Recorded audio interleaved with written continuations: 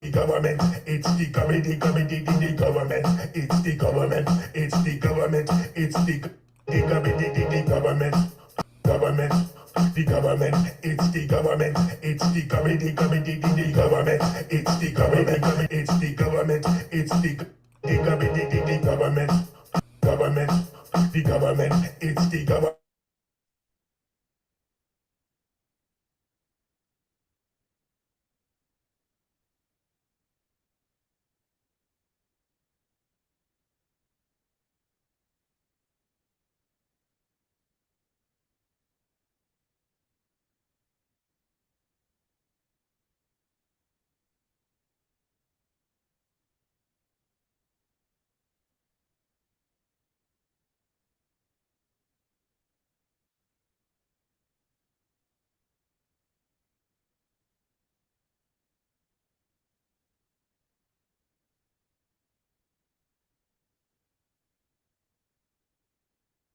It's the government, it's the government, the government, it's the government, it's the government, it's the government, the government, government, the government, it's the government, it's the government, the government, it's the government, it's the government, it's the government, the government, government, the government, it's the government, it's the government, the government, it's the government, it's the government, it's the government, the government, government, the government, it's the government, it's the government, the government, it's the government, it's the government, it's the government, the government. Women push their men to go to the moon, but our women push us to hold their hands and walk on the street. What kind of nonsense is that?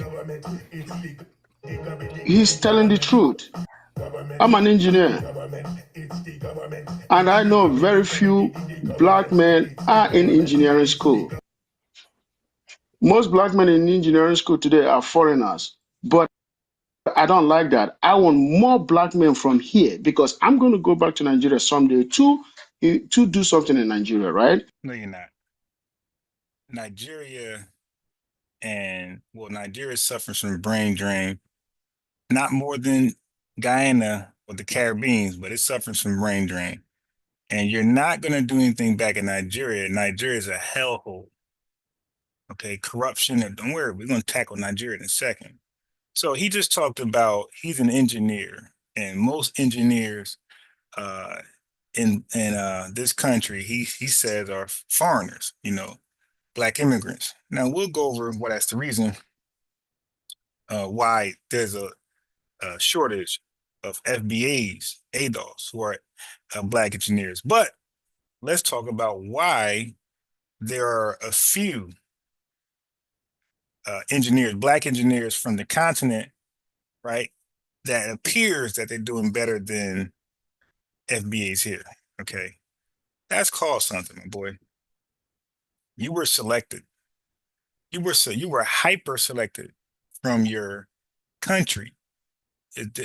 Basically, you were the best skilled, the most educated to represent your country, and you were pretty much drafted over here in America to give America your intellectual properties, give America your skill set to help make America great, not help make Nigeria great. You're not going back to Nigeria to do a goddamn thing. So now let Tone Talks talk about hyper selectivity.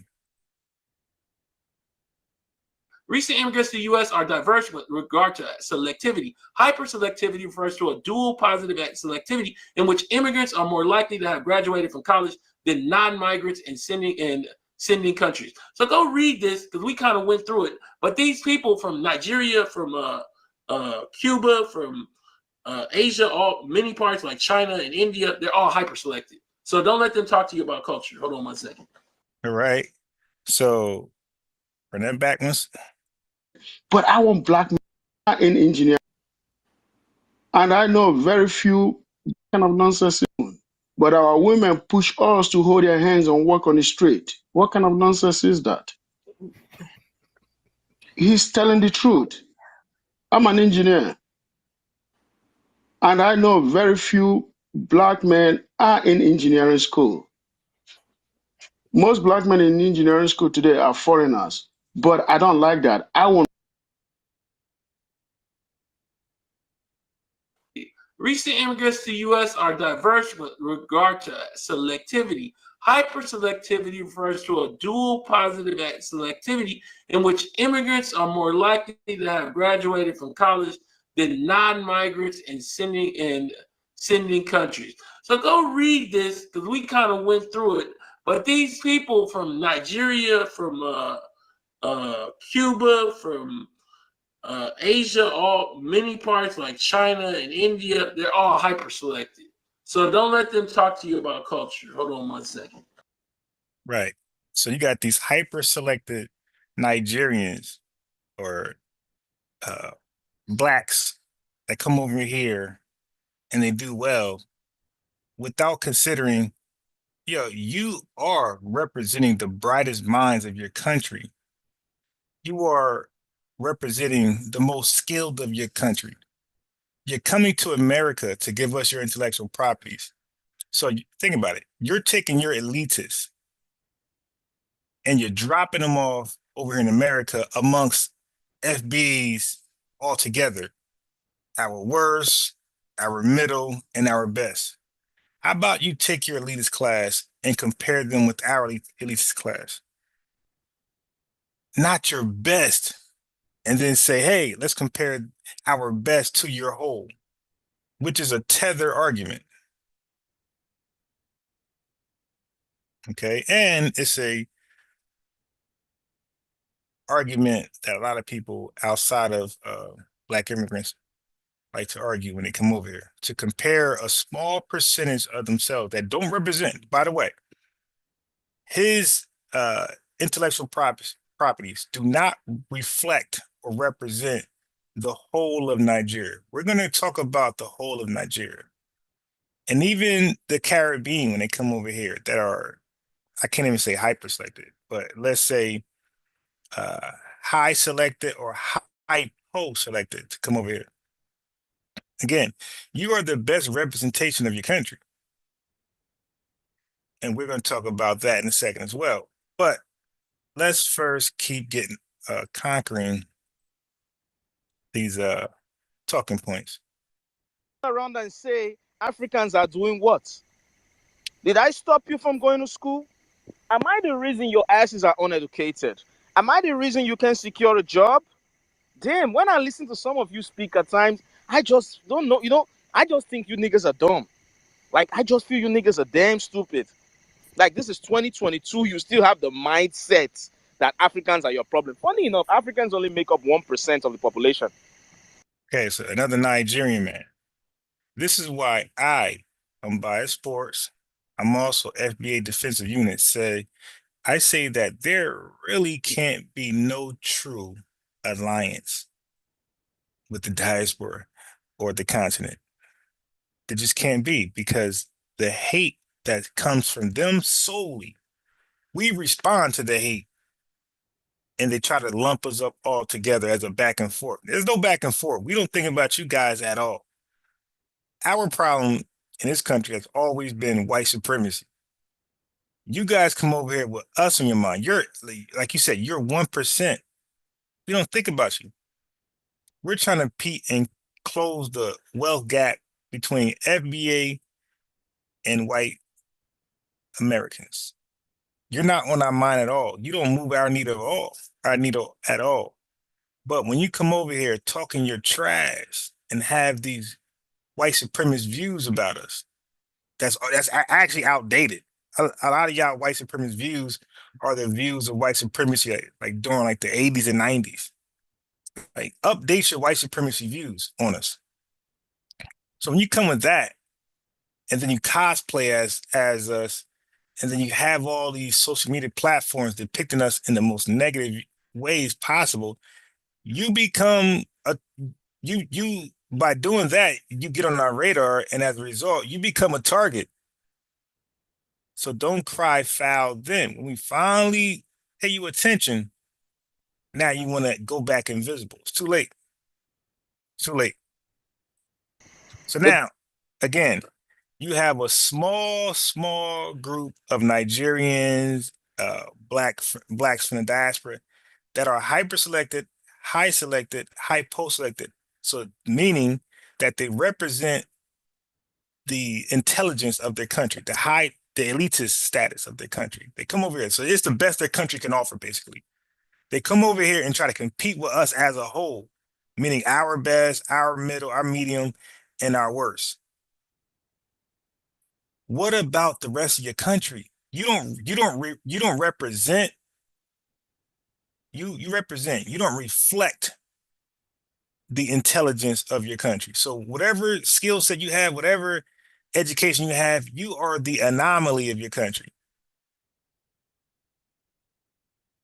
You are your elitist class. Go bring your brother. Go bring your mama. Bring those uneducated, illiterate folks over here, and let's compete. A handful of you, and the best you could do in this country is become an engineer. Kudos to you. The dominant population, migrant population, are Asians and Mexicans. Why aren't you going to them? But Africans are the ones that are your problem. Let me first of all start by telling you, All right, so we keep hearing that. We actually addressed Mexicans that exercised or demonstrated hatred towards FBAs. We already addressed Asians, but guess what?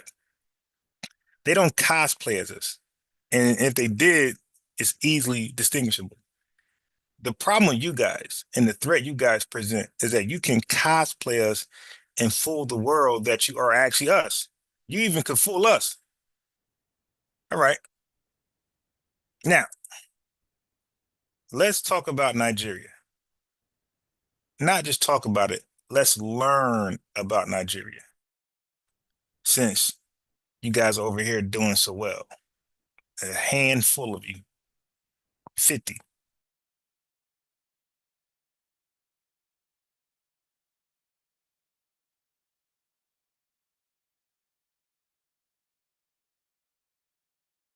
Right now, let's take a good look at Nigeria and Jamaica and try to uncover why there's so much vitriol for foundational Black Americans, or also known as F, B, A, coming from the continent and the diaspora. Please show support 3 different ways, starting with subscribing to Unbiased Sports Podcast and his other channel, FBA Defensive Unit. Like the video. If it's in your means, then reach out with a donation that shows appreciation for all of the long hours of thorough research in an effort to educate you and entertain you. Look up. The Cash App is $ Unbiased Sports. It's time to get started, you dig? Nigeria gained a degree of self-rule in 1954 and full independence from the United Kingdom on October 1, 1960. The disequilibrium and perceived corruption of the electoral and political process led to 2 military coups in 1966. The first coup was in January 1966 and was led mostly by soldiers. Nigeria enjoyed an oil boom in the 1970s, during which the country joined OPEC and received huge oil revenues. Despite these revenues, the military government did little to improve the standard of living, help small and medium businesses, or invest in infrastructure. As oil revenues fueled the rise of federal subsidies to states, the federal government became the center of political struggle and the threshold of power in the country. As oil production and revenue rose, the Nigerian government became increasingly dependent on oil revenues and international commodity markets for budgetary and economic concerns. Boko Haram and the bandit conflict have been responsible for numerous serious attacks with thousands of casualties since mid-2010. Since then, according to the Council on Foreign Relations Nigeria Security Tracker, over 41,600 lives have been lost to this conflict as of October 2022. The United Nations Refugee Agency UNHCR counts about 1.8 million internally displaced persons and about 200,000 Nigerian refugees in neighboring countries. Nigeria's economy is the 4th largest in Africa, the 31st largest in the world by nominal GDP, and 30th largest by PPP. GDP, PPP, per capita is US $9,148. The security situation in Nigeria is considered inadequate despite political stability. 68% of Nigerians feel not safe in their country. 77% do not know of an alarm number helpline for emergencies. Nigerians, according to the above survey, fear being robbed 24% or kidnapped, also 24%, being victims of armed bandits or of petty theft, both 8%, or being harmed in the herdsman-farmers conflict, also 8%. Internationally, Nigeria is infamous for a type of advance fee scam along with a form of confidence trick. The victim is talked into sending money or bank account information to the scammer on the premise that a larger amount of money will be transferred to them. In reality, the scammer collects money from the victim with no payout occurring. In 2003, the Nigerian Economic and Financial Crimes Commission was created to combat this and other forms of organized financial crime. The EFCC is quite active. According to the International Monetary Fund, 32% of Nigeria's population lives in extreme poverty as of 2017, living on less than $2.15 a day. The World Bank stated in March 2022 that the number of poor Nigerians had increased by 5 million to 95.1 million during the COVID period. Accordingly, 40% of Nigerians live below the poverty line of $1.90 as handled by the World Bank.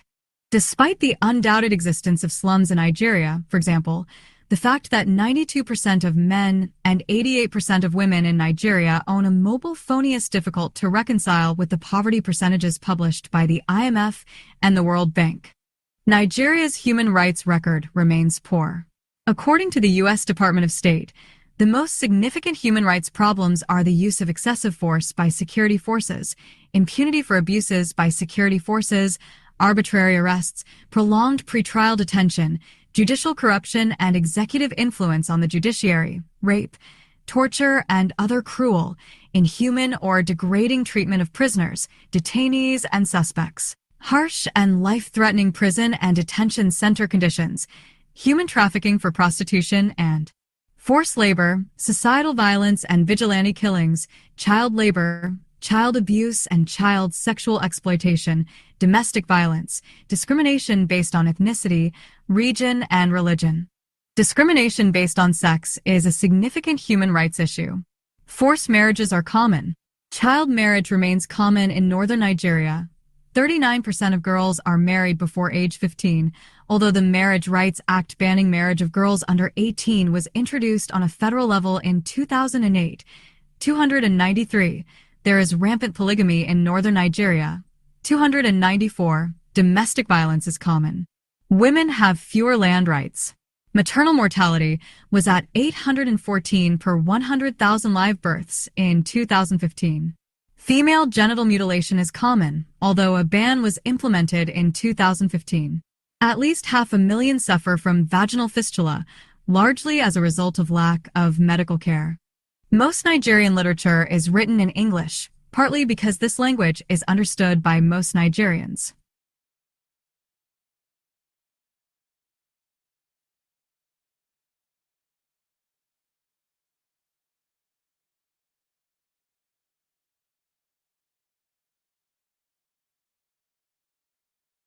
Right now, So there you have it. Okay. Bullet points. Nigeria's government corrupted as hell. Okay.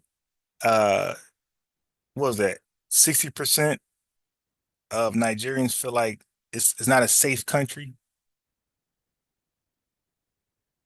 The government is so focused on oil, exporting oil, that it left the public to pretty much defend for themselves. They don't invest in the citizens at all. They hire their own families to run government.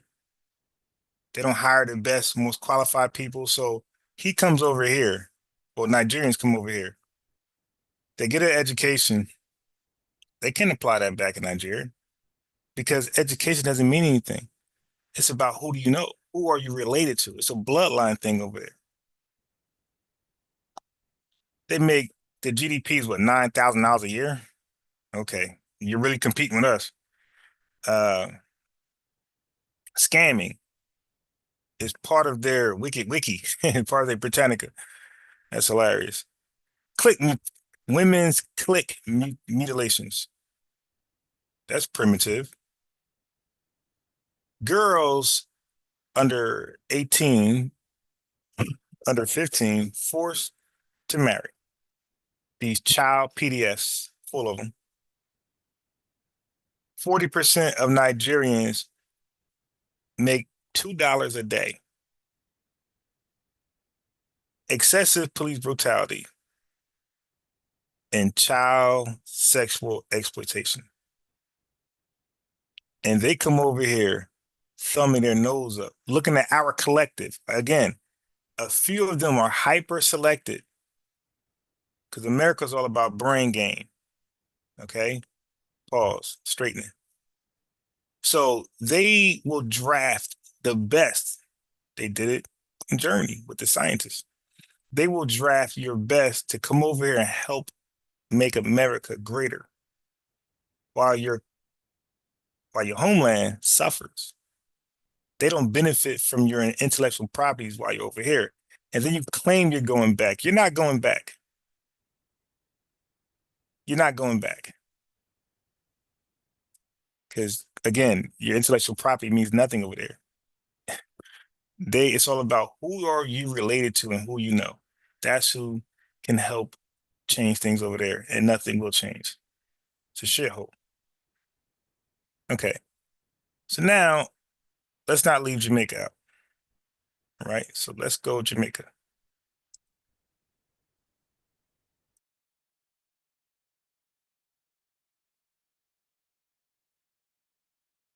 Please share podcast and his other channel FBA Defensive Unit. Like the video. If it's in your means, then reach out with a donation that shows appreciation for all of the long hours of thorough research in an effort to educate you and entertain you. Look up. The Cash App is $unbiased sports.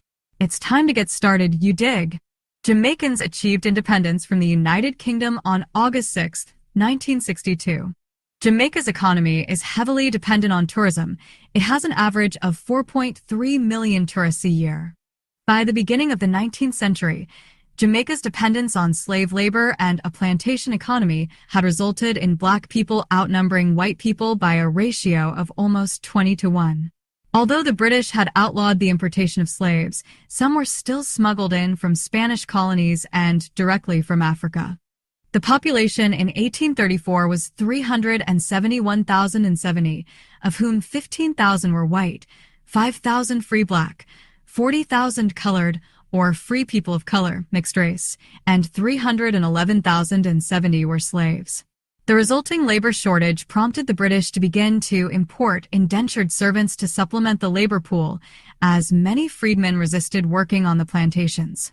Workers recruited from India began arriving in 1845, Chinese workers in 1854. Many Jamaicans are descendants of South Asian and Chinese people. In 1871, the census recorded a population of 506,154 people, 246,573 of whom were males, and 259,581 females. Their races were recorded as 13,101 white, 100,346 colored, known as the Browning class, and 392,707 black. Independence, however, widely celebrated in Jamaica, has been questioned in the early 21st century. In 2011, a survey showed that approximately 60% of Jamaicans believe that the country would have been better off had it remained a British colony, with only 17% believing it would have been worse off, citing as problems years of social and fiscal mismanagement in the country. When Jamaica gained independence in 1962, the murder rate was 3.9 per 100,000 inhabitants, one of the lowest in the world. By 2009, the rate was 62 per 100,000 inhabitants, one of the highest in the world. Gang violence became a serious problem, with organized crime being centered around Jamaican posses, or yardies. Jamaica has had one of the highest murder rates in the world for many years, according to UN estimates. Some areas of Jamaica, Particularly poor areas in Kingston, Montego Bay, and elsewhere experience high levels of crime and violence. In 2017, murders rose by 22% over the previous year. It is most prevalent in small island developing states. A recent study by the World Bank found evidence to suggest that roughly 85% of Jamaica's tertiary-level graduates migrate. Jamaica has the second highest incident of brain drain in the world. Guyana is first. The research indicated that roughly 89% of their tertiary-level graduates leave to find jobs elsewhere. More than 80% of tertiary-level graduates migrate from Haiti and Suriname as well.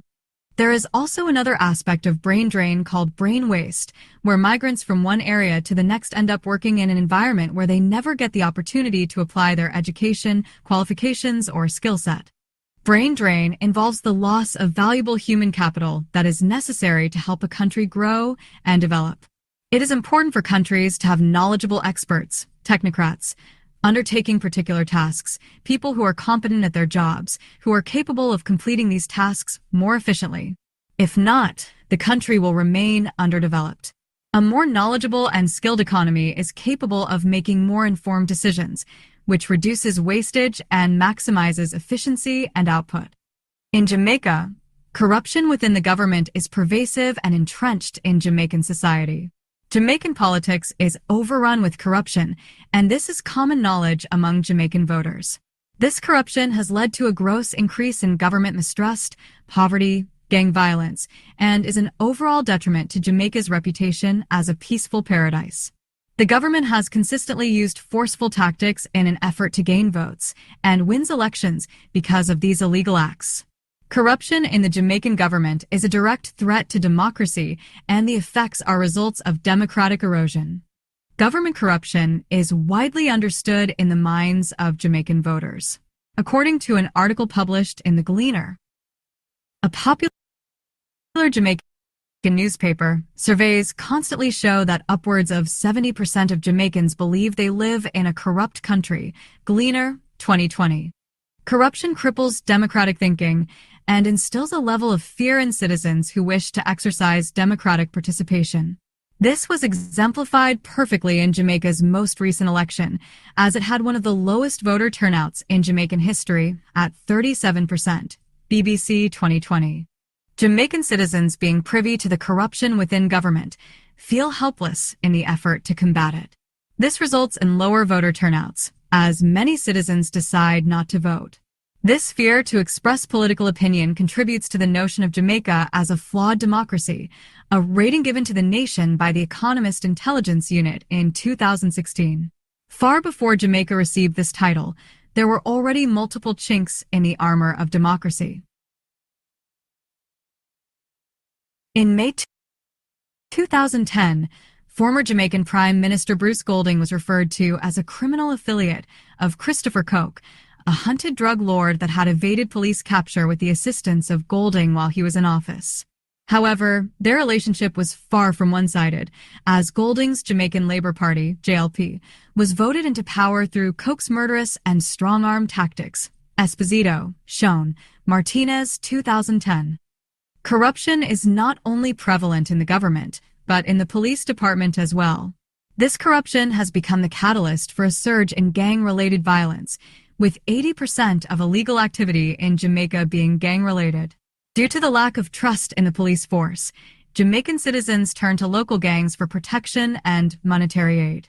Citizens of poverty-ridden towns in Jamaica share the same sentiment, that the government fails to address their needs and are apathetic towards their struggle. This enables them to look to local gangs for help, and when this happens, gang members oblige. The leaders of these gangs, the Dons, provide social welfare services such as school supplies, food, community festivities, and in some instances housing. Lumsden, 2016. These gangs that citizens are looking to are the same gangs government officials look to in order to garner votes and local support. Citizens will go to political representatives to receive help and will be denied, but government officials are consistently paying large sums of money to gangs in exchange for a mutually beneficial relationship. Government officials colluding with gang members is corruption in one of its most detrimental forms, as it allows for both a surge in violence and democratic instability. The use of gangs to gain votes has also caused polarization between the two political parties in Jamaica. The two main parties within the country are the Jamaican Labour Party and the People's National Party, with few differing political parties able to gain any traction in the political world. Although anti-corruption agencies have been started in Jamaica, these groups only work to expose corruption rather than prosecute it. Seeing as how corruption in government nothing is new to the Jamaican people, these agencies are hardly effective. Corruption is destructive in Jamaica as it dissuades people from participating in society's legal framework. As a result, many Jamaicans turn to illegal organizations for safety and survival. Depending on gang members for community aid, while also knowing that your government relies on those same gangs for their personal gain, is no way to live.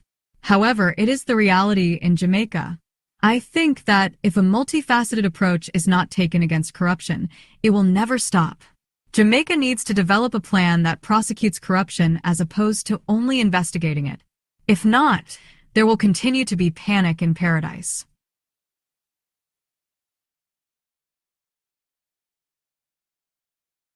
Please show support 3 different ways, starting with subscribing to Unbiased Sports Podcast and his other channel FBA Defensive Unit. Like the video. If it's in your means, then reach out with a donation that shows appreciation for all of the long hours of thorough research in an effort to educate you and entertain you. Look up. The Cash App is $ Unbiased Sports. Okay, so there you go. All right. So interesting. So let's unpack this. We got some bullet points. So factor in all of this when I play these videos going forward, how the Nigerians and the Caribbeans just talk shit about us like we are them. Like they're literally, Tariq Nasheed always said, "You're projecting, ma'am. You're projecting, sir." And I really never knew what he meant by that until I did my own research. And I'm looking at it. Like, yo, you're projecting your views about yourself, which is, you see, a shithole people. You're projecting that on us when you come over here. Your disgust with yourself in your homeland, you're projecting on us when you get here because we kind of look like you, but we don't look like your homeland. Okay, let's unpack what we heard. Okay, so in Jamaica, like Babylon said, they'll go back just to visit. They'll never go back to live. Okay, so Jamaicans, they outnumber the whites 20-1. So when they brag about rebellions, I don't even know if you can call it that. I don't know if you could call it a rebellion if you outnumber the people you're rebelling against 20-1. That's not a rebellion. That should have been a coup. You dig? 20-1, and all you can do is rebel and not turn into a coup. So you get respect if you turn into a coup. That's what coups do. Coups just take over. You know, they get the numbers and they mass up and they go take over. They run stuff. They implement their government. You outnumber them 20-1 and you're calling it a rebellion. Okay. So tourism make up the most of the money that Jamaica generates. That's not a good look. Because y'all can't afford some type of 2025 pandemic and they got to close borders when the bulk of your money that your country generates comes from tourism. That's terrible. So, I mean, what do y'all produce? Petroleum? Like, what do y'all produce over there? And come over here talking trash. Okay. When you were being colonized by the British, okay, you had the lowest murder rate in the world. When you guys sought for independence, when you guys begged for independence and was granted independence, you guys went from the lowest murder rate in the world. Now you're governing yourselves as savages and primitive people, barbaric people. So now you went from the lowest murder rate in the world to the highest murder rate of the world.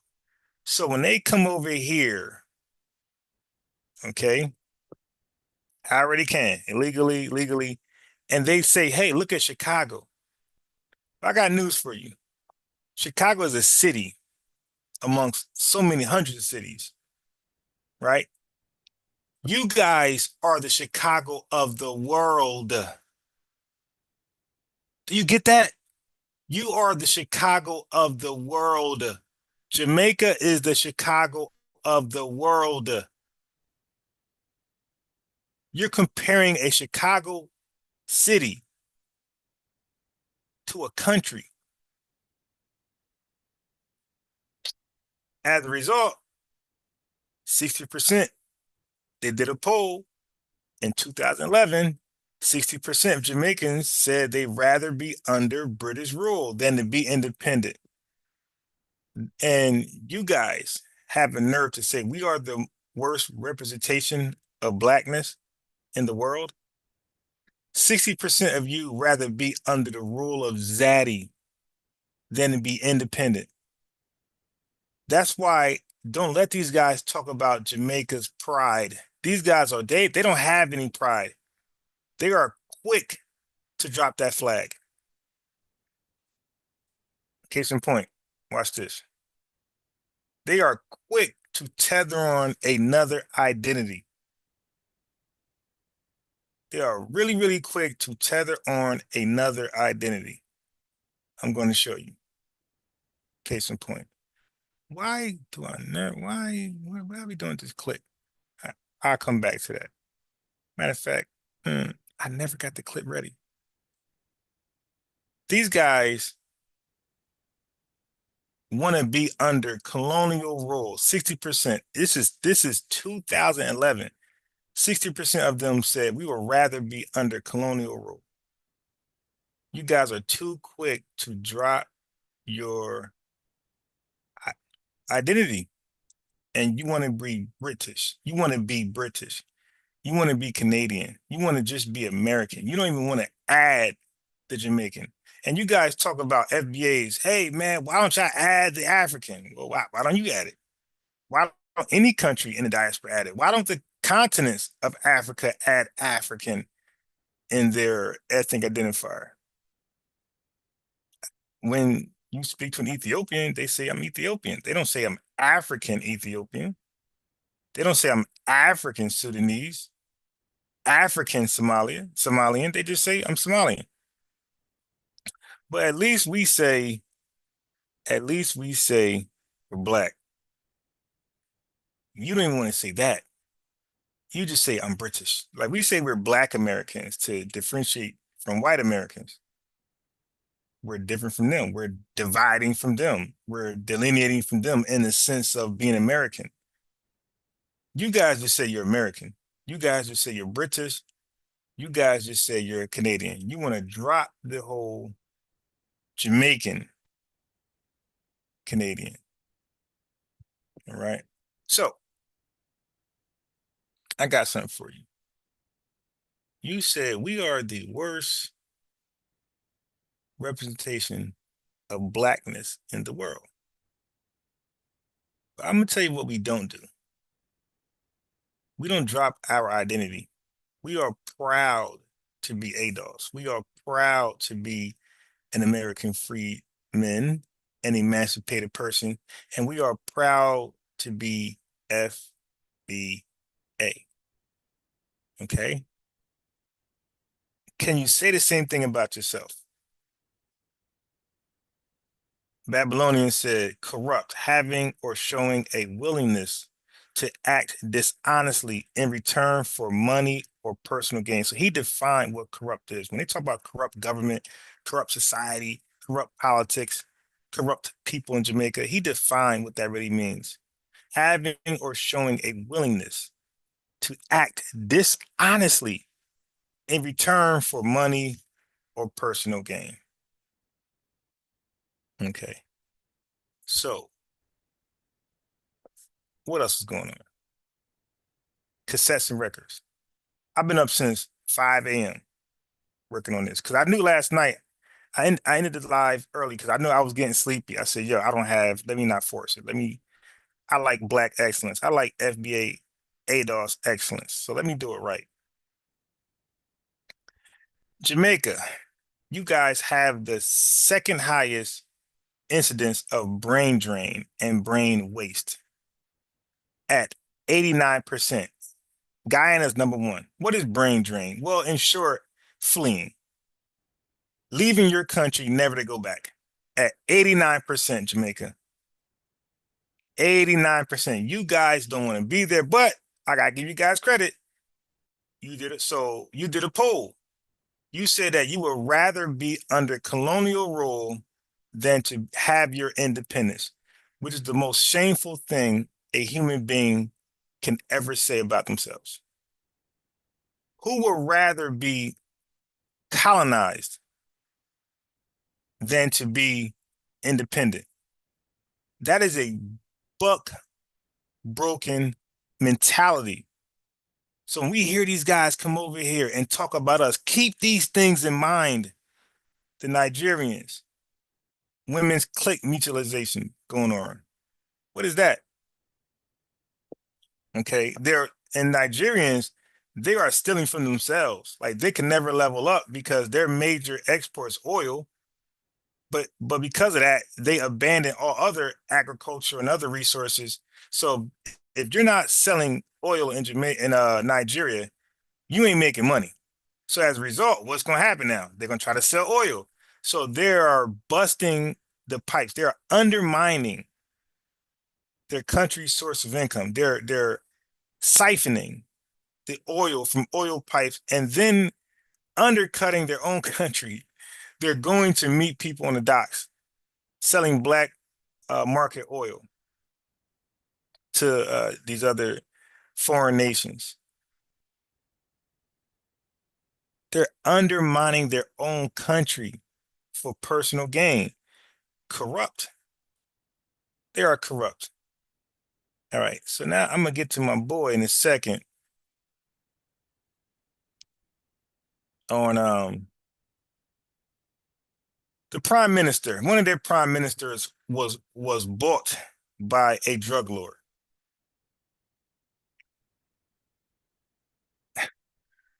Oh my God. Babylon says they practice a culture of corruption, 100%. So when they say, hey, man, y'all don't got culture, well, shit, y'all definitely do. It's the culture of corruption.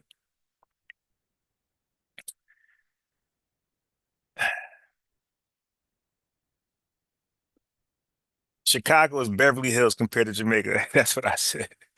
If you take O Block and drop it off in Jamaica, yo, they would be a spectacle. Like they would think that's Egypt. Like, wow, look at them, man. Look at their tight jeans. Look at their Jordan ones. Cassette said he dropped all the jewels I dropped. Yes, sir. I'm trying to tell you, man. Over here, day and night, I just research, and I won't give up on. Well, I'm pretty much done with Jamaica and Nigeria. I think I squeezed that lemon. Those lemons dry. So now I'm on to somebody else. Who is going to be? Somalia, Sudan, Trinidad, and Tobago. Who is going to be? Well, it's the person that I hear talking, woofing the most. It's the person woofing the most about us. Okay, let me see somebody else woofing about us. They're next. Their country will be next. But Nigeria and Jamaica, they do the most woofing about us. The most woofing about us. Jamaica has the highest cases of paternity fraud at 34.6%. Nigeria is coming in a close second at 30%.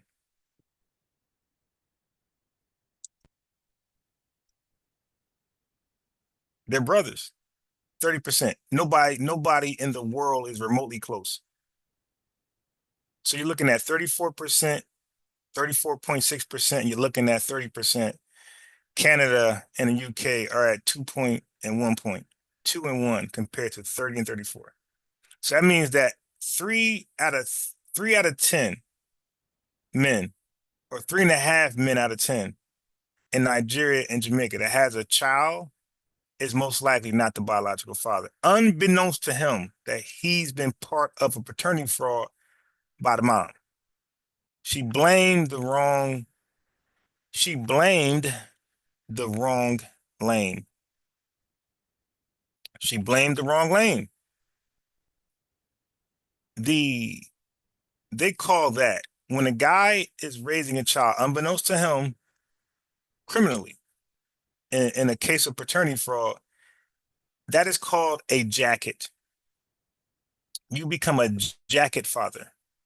A jacket father, like I said, is you raising a child that you believe is yours, but is not. You've been victimized in paternity fraud by the mom deliberately.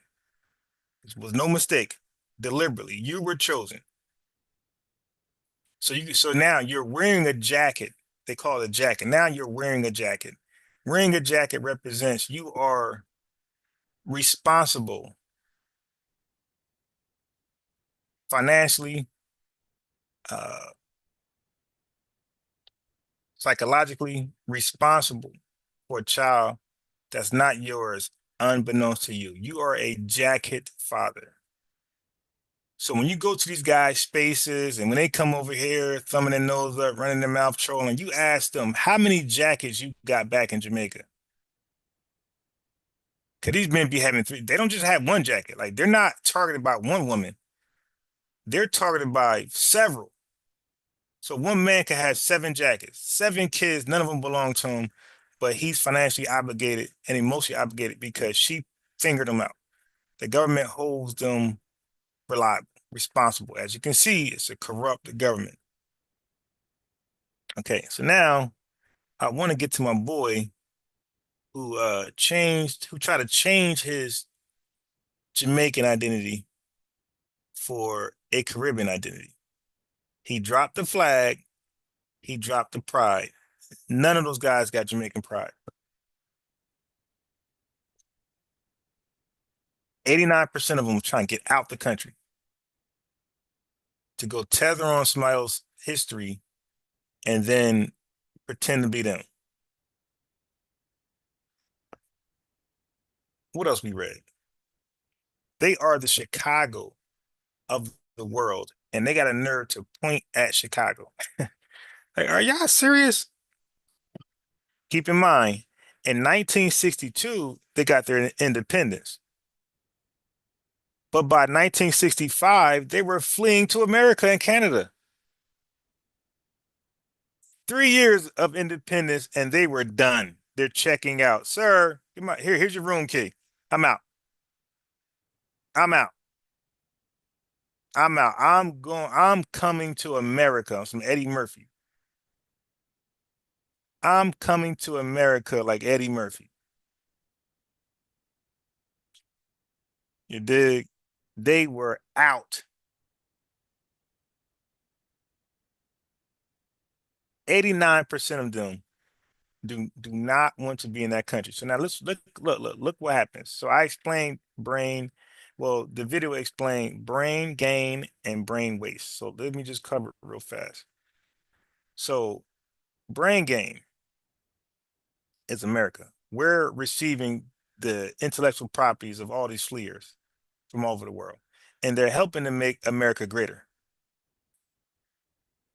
As a result, you're crippling your homeland because you're using your education, right? You guys are so smart and you guys work so hard, right? Well, guess what? You're not smart in your homeland and you're not working hard in your homeland. You're being smart over here and you're working hard over here. So as a result, your country's not getting smarter and no work is being done. Nothing's being built in your homeland. So you basically turned your back on your homeland. You're leaving it there to rot. You're leaving it there to fend for itself while you quote unquote live your best life over here. But your best life over here is not really a best life in American standards. You are living basically a normal life, if that, if that. But you damn sure ain't got your feet kicked up. So a lot of you come over here and say, hey, man, we got to work twice as hard as FBAs. Everything is comparing themselves to us. They're so obsessed with us. Everything is about comparing themselves with us. You got to work twice as hard as us. You work harder than us. You work harder than us. I disagree. I disagree. What I say is, you don't work hard over here. Instead, you get worked hard over here. I'll say it again. You don't work hard over here. You get worked hard over here because of your illegal status. See, America is a capitalist country, and we exploit labor. That's what this country does. Once they see you have no paperwork, which a lot of you guys don't, you get worked hard. You don't work hard.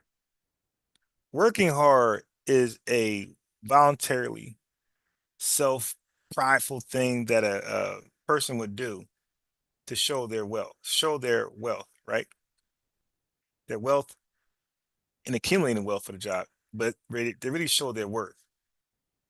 That's what I want to say. They show their worth to a company. Look how hard I work. So you're doing it voluntarily. It's voluntarily. Getting worked hard is not voluntary. Okay, that's the company taking advantage or exploiting you because you don't have proper paperwork. And then some of them will threaten to call ICE, or some of them will threaten to kick you out without pay because, again, you have no, think about this. This is not capping. This is not joking. You have no rights. You literally have no rights. So they could just not pay you and kick you out. All right. So that's what's going on. You don't work hard, you get worked hard. All right. Now, let me show you your brother. This is what you guys do the first chance you get in your homeland. When he was 12, 22 years ago. He's now staying with his sister, who stayed behind in Jamaica. This is the first day in a country he only has grainy memories of. I've been with my partner about 14 years. I've been with my partner, we have 2 kids back in the UK. I've got my dad who lives in the UK, and I'm just here. Do you feel British or Jamaican? I feel British. I was there from a child. I went to school there. You went to school somewhere else, so you're no longer Jamaican. This is how fast they're willing to throw away their identity, their quote unquote culture, their pride, their Jamaican pride, right in the trash to be British. Look at this guy. I feel British. Do you feel British or Jamaican?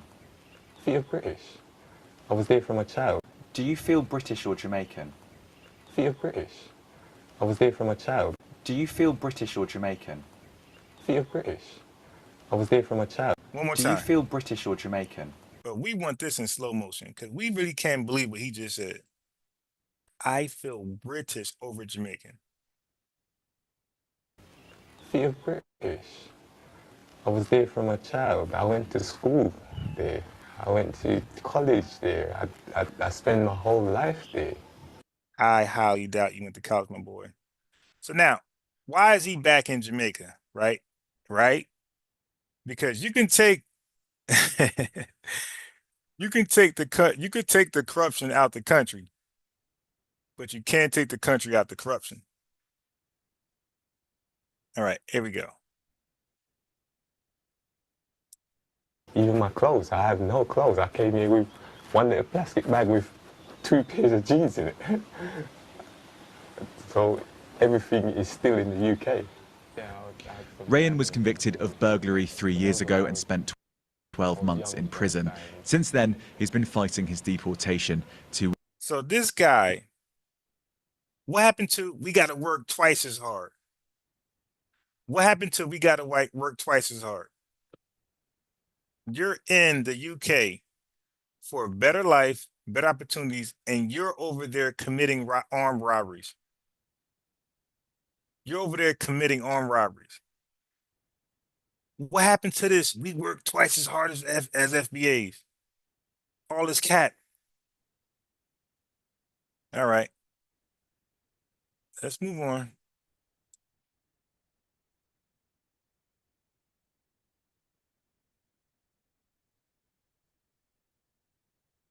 Let's move on.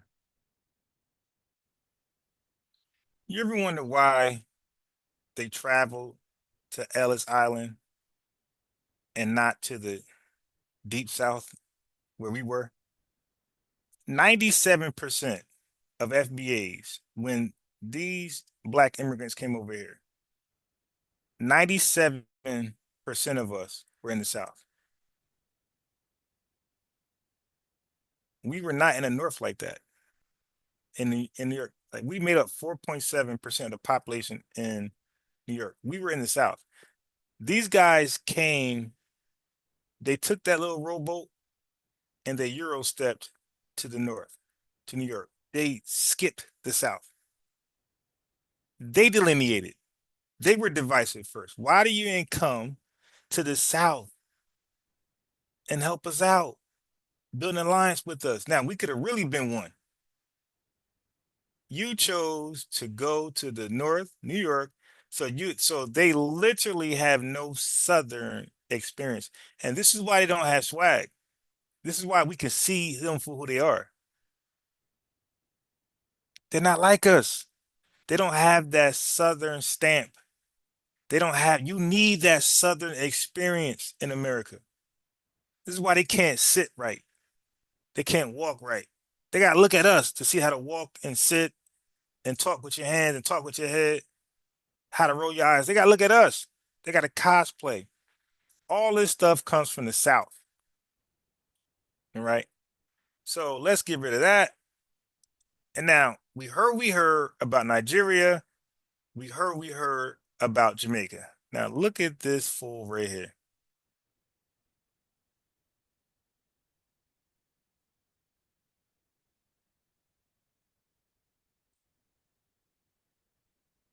Explore that. Yeah. That's So, really interesting. Yeah, because I so- had no idea. So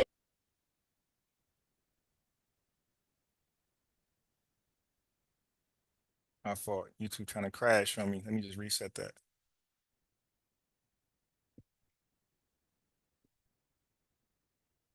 Okay, so hold on 1 second.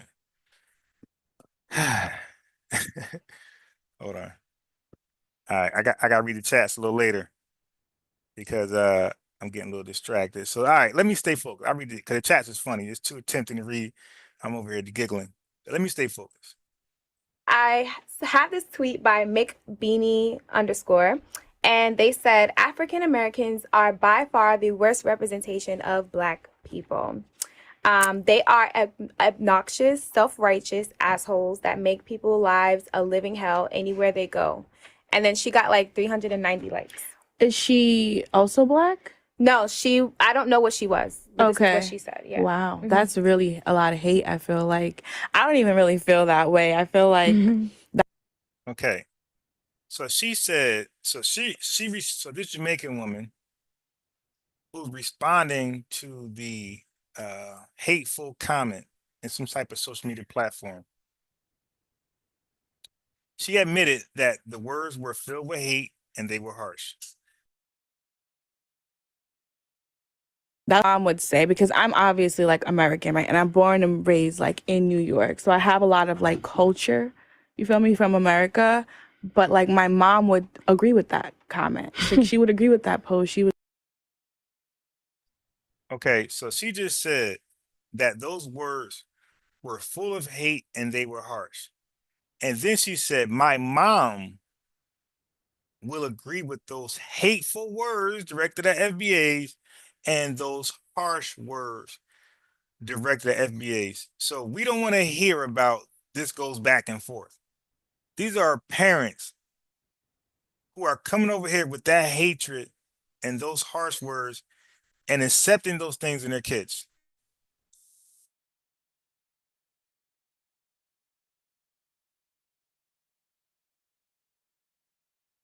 Would say like, but like in New York. Wow, that's the Hell, by far, Beanie _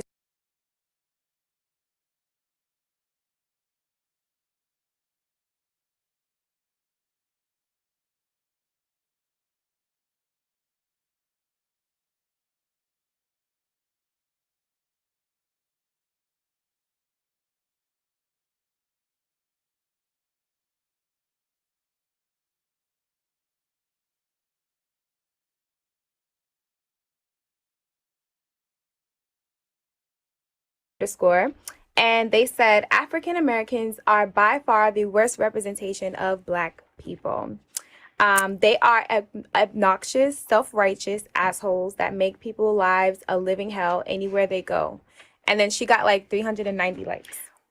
So all that we know about Nigerians and Jamaicans, right? And somehow we are the worst representation of blackness or Black excellence. Okay, now listen to this tether. She's gonna say that those are harsh and hateful words, and at the same time, in the same breath, she's gonna say my mom believes those harsh and hateful words towards FBAs, and they want to convince you that this goes back and forth. Is she also Black? No, I don't know what she was. Wait, what do you want? Hey, go ahead and drink. Come on. I gotta work. Let me work. But this is Okay. what she said. Yeah. Wow. That's really a lot of hate, I feel like. I don't even really feel that way. Okay, now it's a lot of hate, harsher words. She don't feel that way, but her mom does. But then she can't hold her image, her fake image too long, because then she's gonna feel that way in a second. This is why I'm trying to tell you guys, stop wasting your time trying to build an alliance with them right now. That's probably something later on in the future. But there's too much of this inside of them. It'd be too phony. It's like trying to establish a relationship with a racist white person. And you might surprise yourself. You might get more things done. Because white folks can get stuff done with you and still be racist, but put it to the side. Because, okay, let's just get this done. These guys, they wear their racism, or not racism, but they wear their hatred on their heart. You see it. Okay, watch this. I feel like that's a little harsh. Obviously, like American, right? In America, but like my mom would agree with that comment. Like, she would agree with that post. She would say like, lazy, like loud, rude. Okay, now they keep saying lazy. You guys want to be under the thumb of colonial rule right now. You guys don't want to be independent. Who is more lazier than Jamaicans? 60% of them voted in 2011 in a 2011 poll that they will rather be under colonial rule than govern themselves. Most of them are in there making no money in their country. Remember, I said in America, they would say they work hard. And then I would say, no, you are worked hard. Well, in Jamaica, they hardly work. So in America, they're not hard workers, they get worked hard. And in Jamaica, they're not hard workers, they hardly work. Okay? All the negative connotations. That's interesting. So let's explore that. Yeah. That's really All right, so now I'm going to play the full video from here. interesting. So underscore Black people. That's really hard because you feel me, from America, like, lazy, like loud, rude, all the negative connotations like you can think about when it comes to like born and raised like African Americans. That's what my mom was gonna call them, right? Yeah. So why would she say that? Because I don't like Jamaican, like Caribbean people. I don't even know if it's like a Caribbean thing or just like a Jamaican thing. But Okay, you see that? She tried to pin these views on just her mother. And she tried to exclude herself. I don't feel like that. But then she said, I don't know if it's a Caribbean thing or a Jamaican thing, okay? So now she's including the entire country and almost all the Caribbean. So she didn't say, I don't know if it's just my mom thing, or she said, I don't know if this is a Caribbean thing or a Jamaican thing. So she extended this hatred and these harsh words to her entire country and possible to all of the Caribbean. Let's hear it one more time. But Caribbean people, I don't even know if it's like a Caribbean thing, because I don't like Jamaican, like Caribbean people. I don't even know if it's like a Caribbean thing or just like a Jamaican thing. But we come here, well, my mom comes here and she's working, right? Like, Okay, you see this? Your mom came here as an illegal person. So your mom isn't working hard. She's getting worked hard, as I explained earlier. Okay, they're exploiting her because she's illegal. She has no rights. she's like busting her butt. Her mom is here busting her butt, and like Now, they act like they come over here without any assistance, without any government assistance. They act like they just come over here and start working and buying homes. I ask you guys this. Her mom came over here as an illegal person. Illegal. Did she come over here with 80K liquid? Okay, so that means she had to seek refuge somewhere. When she got off the banana boat, okay, let me show you the boat.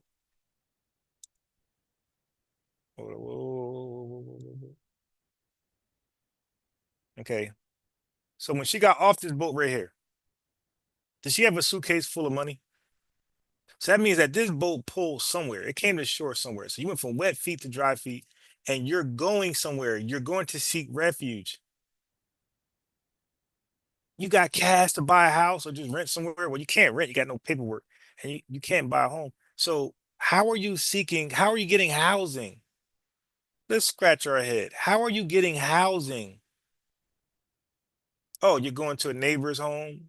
Okay. At some point, ain't your mom living on her own? So again, how is this happening with no paperwork? I smell government assistance somewhere. But listen to the tether. Listen to what she says next.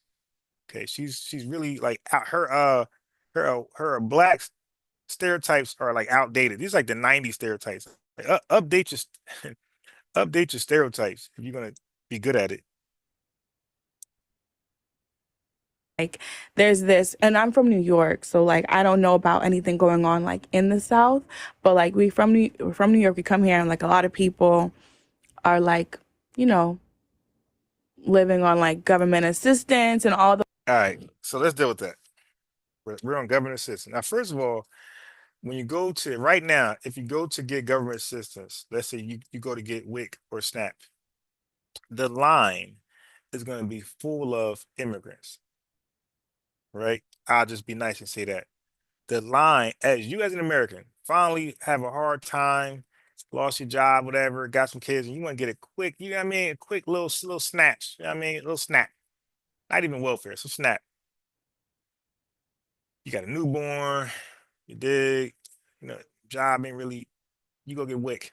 You're as an American citizen, you're behind all of these immigrants. The whole building is filled with immigrants. How do you know?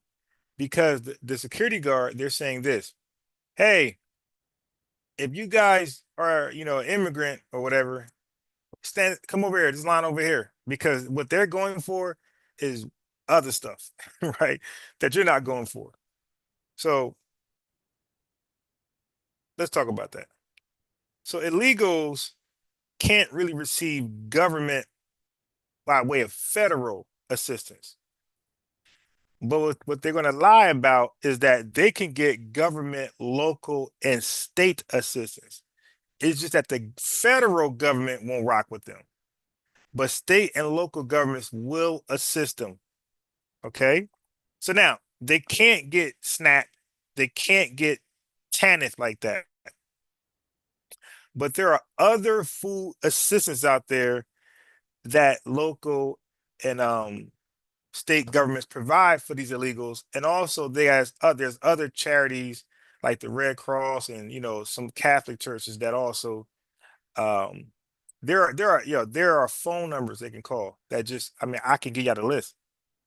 It just like assistant like programs, right? Assistant programs, and they'll tell you who should call. Okay, this is for men, this is for women, this is for men with no kids, this is for abused women, and this is for immigrants, this is for illegal immigrants. It tells you before you even call. Okay. And also, illegal immigrants can get public education. Ma'am, that's government. They can go to school. They can go to your high school, your middle school, your elementary school. So illegal immigrants can even get public education. So we're not going to let you lie and talk about public assistance as though it's a bad thing when the first immigrants in this country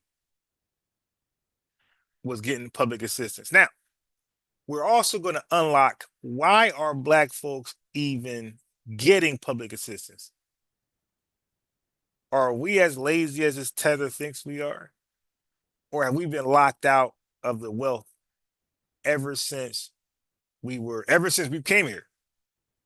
So don't worry, we're going to end this live with a bang, figuratively speaking. Those type of things. So like there's that negative like connotation of like Black Americans don't want to work.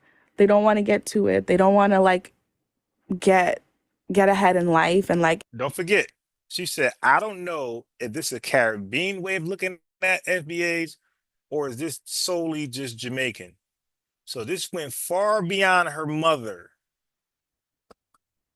All right. And where are they getting this from? How is the whole Caribbean? I mean, yeah, they're not even over here. Why are we on their minds? We're not even interacting. So it does not go both ways. We're not thinking about people who don't live here. increase their generational wealth and stuff like. So we don't want to increase our general wealth. So talking like this, this is dangerous. Okay. So this is one of those talking points where the Jewish people would say never again. Like they don't allow you to remotely repeat the rhetoric that stemmed from Germany. They will tag you immediately with being anti-Semitic. And sometimes they be trigger happy because they're so never forget that sometimes they be wrong. Or oftentimes they be wrong when they charge people with being anti-Semitic or anti-Semitism. So our word tether, I say we should use it like the Jews use anti-Semitic.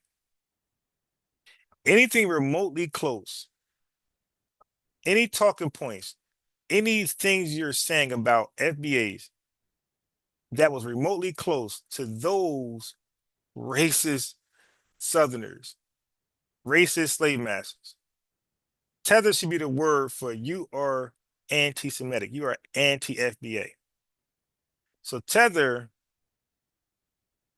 Tariq Nasheed, we're going to expand the definition past undermining us, putting roadblocks, getting in our way, cosplaying.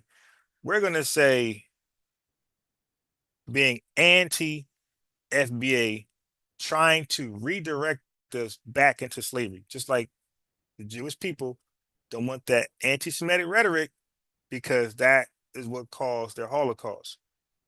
Well, anti-FBA rhetoric was coming from the Klansmen, right, and other hateful whites after Black Reconstruction, and that led to the system of Jim Crow.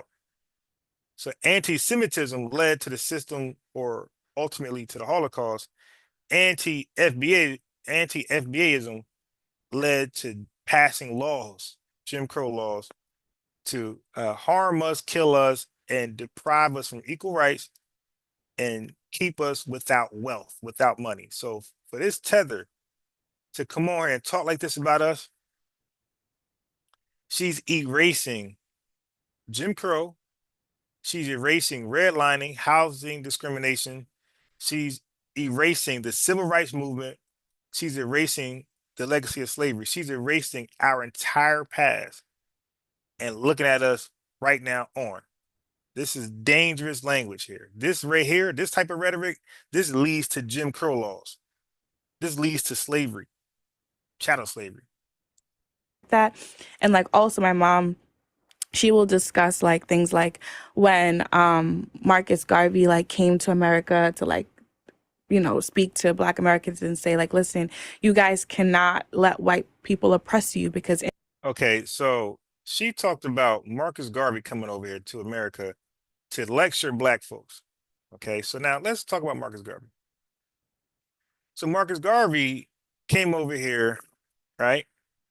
About 1910, 1914. Now, she says he came here. Her mom teaches, the Caribbean teaches, Jamaica teaches that Marcus Garvey came here to save black folks.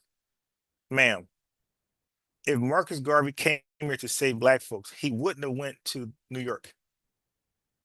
He would have took his goofy, lame ass to the Jim Crow South, where 97%, 90%, high 80%, however you want to do it. A large majority of us was in the deep South. So if you wanted to save us from colonialism and white oppression, my boy, you don't go to New York, to Ellis Island. You go to Jim Crow, North Carolina, South Carolina, Virginia, Louisiana, Mississippi, Alabama. You want to save us? Go there. Not to New York City. You're playing. We were in the Jim Crow South. Marcus Garvey knew had he came with that Jamaican scam and stuff there, he would have been looking down from a tree. Okay? So miss me with that. Then he came here to remember, get us out of the yoke of colonialism. Okay, cool. How is fleeing to Africa, to Liberia, getting out of colonialism? How is that solving it? Number 3, how are you going to get rid of the yoke of the white man from our neck when this is like 1914, 1920, when Jamaica didn't get their independence until 1962? So Garvey, my boy, Garvey, my boy, you are being colonized. You left Jamaica to come to America to defeat colonial rule while your country was being colonized. While you were the 20-1 fan favorite to win over colonialism. We are like one out of we are the reverse. It's 20-1 in favor of white supremacy over here. You guys are 20-1 favorites. We are the 21 underdogs. So first, how about you get the yoke off your neck? It should be a lot easier. It's 20-1. And then come over here and help us out. This guy literally left his colonial country to come over here and try to resolve our colonial issue. And he did it by wanting to flee without being on call with the Liberian government, Liberian president, because they made it very clear, don't come here. None of y'all. Garvey or these foolish FBA people who are on board with him. Garvey is colonized in Jamaica at this time. Why didn't they flee to Liberia? Because they're being colonized too. So here we got Batman Garvey, Superman Garvey, all these fairy tales about Garvey. He's the new Santa Claus. They might as well do a cartoon about how Garvey's a superhero. In Jamaica, Americans didn't say, like, listen, you guys cannot to like when Marcus Garvey like came to America. Let me not forget Marcus Garvey did what Tethers do. He came over here. He defrauded FBAs and got locked up and deported for fraud. And guess what? Marcus Garvey did meet with the colonial clan, but his energy was off because he wasn't saying, hey, man, let my people go. That's not what he told the colonial clan. He said, yo, I got you. Let's do something together. Let's walk. How Tariq says it. Let's walk. Y'all some hardworking Americans and we're some hardworking Jamaicans. Let's walk. Let's walk together. He wanted to build an alliance with the Klan. He didn't come here to ask the Klan to let his people go from the Jim Crow South. All right. So this fake superhero tale is farce. Okay, the dude got locked up for scamming and he got deported. People like W. Du Bois, intellectuals, black FBA intellectuals, ADOS intellectuals like W. Du Bois and A. Philip Randolph never rocked with Garvey. They wanted him deported from the time they met him, from the time they understood about his back to Africa plan. They started a campaign which was called Go Mark Go Gar no, I'm sorry. A campaign was called Garvey Must Go. They want him out of the country. They seen his scam from miles away back to Jamaica. A. Philip Randolph was an immigration restrictionist. He didn't want Germans immigrating over here. He didn't want Italians. He didn't want Chinese. And he damn sure also mentioned West Indians by name. He said the Negroes from the West Indies stay in the West Indies. Don't bring that fear-mongering weak colonial spirit over here. Stay where you are.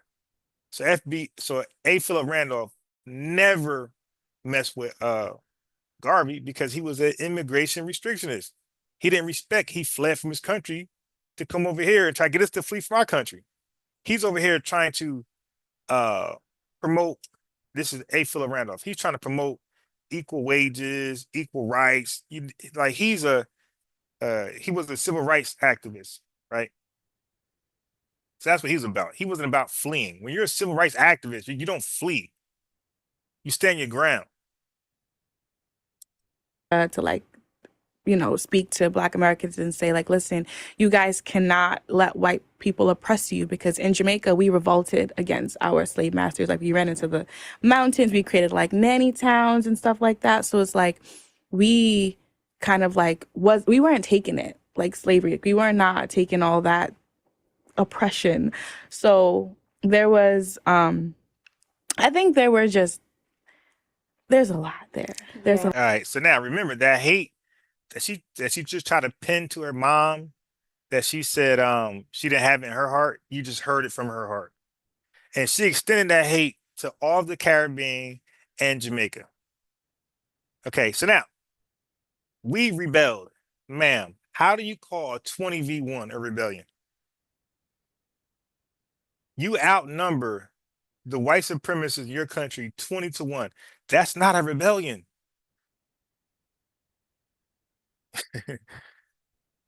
You're supposed to have a coup. You're supposed to just took over. That's not a rebellion. You're 20v1 in your favor. Prize picks, I'm picking you. I would have lost money. So all this rebellion stuff, man, all that stuff didn't work because you didn't get independence until 1962.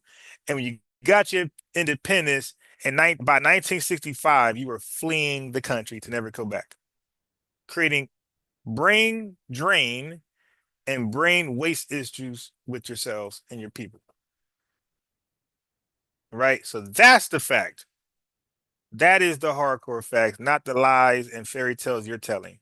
Trying to revise history is not going to work, because Unbiased Sports is a master researcher. Okay? That's not going to work. Let's move on. So I want Tone to address that. What she just said. Okay, so now let me bring it back. Let me slow it down a little bit. Let's see how this works. So when Vivek are talking, they are erasing slavery. I want you to think that every time you hear them talk, they are erasing you. And every time you hear these tethers talk, they are erasing slavery as well. They are erasing us. They look at our current condition and they don't consider when America opened the borders, when we got our civil rights won, what they do. They open the borders right away. All of the immigrants who were restricted up until that time were no longer restricted. They were allowed to come over. They undermined us again.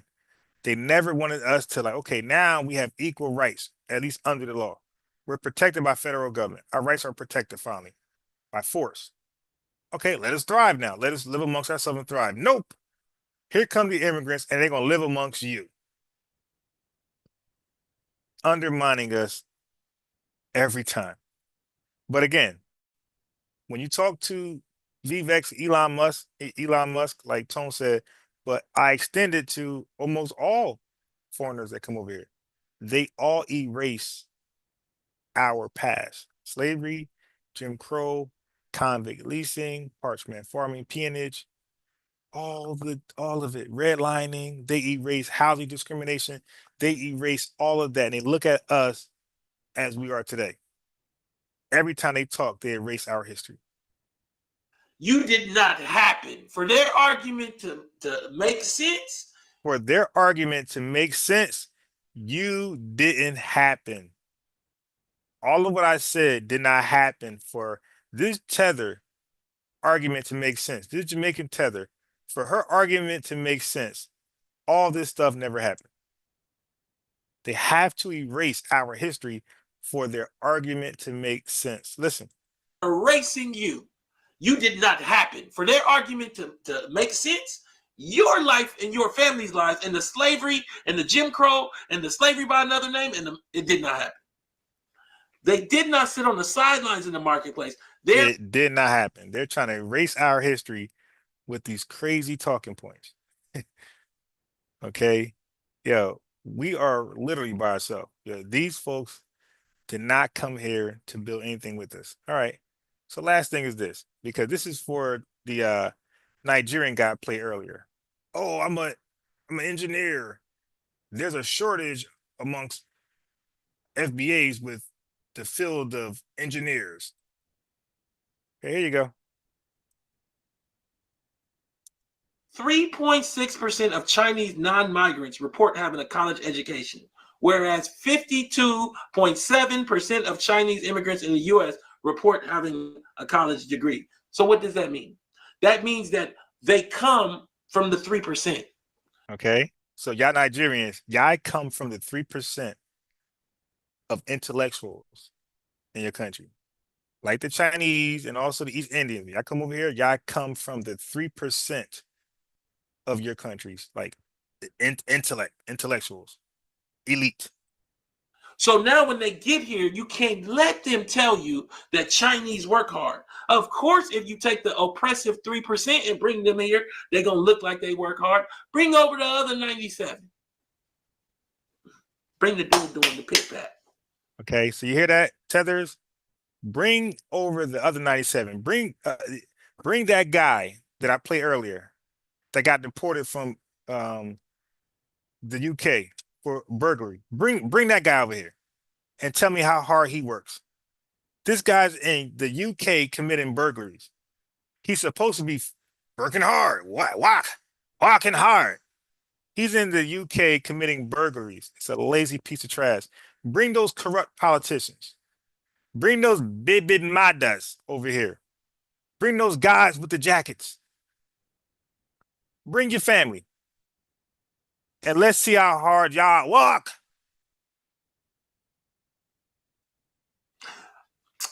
Put differently, Chinese migrants in the U.S. are 15 times more likely than their non-migrant counterparts in China to have a college degree. This hyperselectivity drives the perception that all Chinese are educated, smart, hardworking, and deserving. So this hyperselectivity of you Nigerians that's in this country, I can't say hyper for Jamaicans because that's not your thing, but I say this hypo and high selectivity amongst the Jamaicans. Y'all don't represent y'all country. That doesn't reflect y'all hard work. Doesn't reflect your country, your countrymen. They are a bunch of lazy, sitting around doing nothing people. The majority of y'all. So you take a small portion of y'all, small sample size, and y'all try to say, look how hard we work. Look how smart we were. Look how smart we are. We are engineers. We go to college. That's a small percentage of y'all. The bulk of y'all are corrupt, criminals, scammers. Among the Chinese second generation, the proportion of college graduates is 61%. compared to only 32% among non-Hispanic whites of native-born parishes, and compared to like 15. Okay. All right. So now let's talk about um Ellis Island, right? Because we hear a lot of black immigrants. They bring up Ellis Island all the time. I didn't know much about Ellis Island until recently, until a couple days ago. I said, you know what? Let me look into this. All right, because that's not my history. Like we didn't do that. But let's look at it. Let's look at it. Let's look at it. Let's look at it. Come on, stat bot. Read this for me. Another notable group of arrivals to New York in the 1920s was African Americans. Between 1917 and 1925, 200,000 African Americans moved to New York. They were part of the river of humanity flowing northward from 1916 to 1970, now known as the Great Migrati. Okay. Well, really the Great Migration. All right. So 200,000 blacks between 1917 and 1925 migrated to the north, to New York.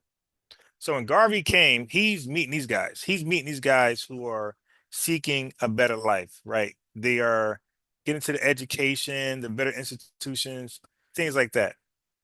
But they're spread out. Now, this 200,000 only made up 4.7% of New York.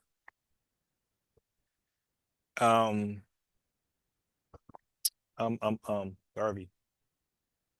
I believe at this time there were like 20 million FBAs. So my boy, if you're coming to free us, if you're coming, and by the way, when he met with the Klan, he didn't say, let my people go, because he's supposed to be Moses. He said, let's walk together. So my boy, if you're coming to free us, you don't go to 200,000. That's already in their mind free, because they left the racist Jim Crow South, the dangerous, murderous Jim Crow South. So in their mind, they're free, right? Why didn't you go to the 20 million so-called African Americans? Why did you go to those who already believed they were freed in a sense? Anyway, the Great Migration. What is that? Statbot. Come on, tell us what the Great Migration is.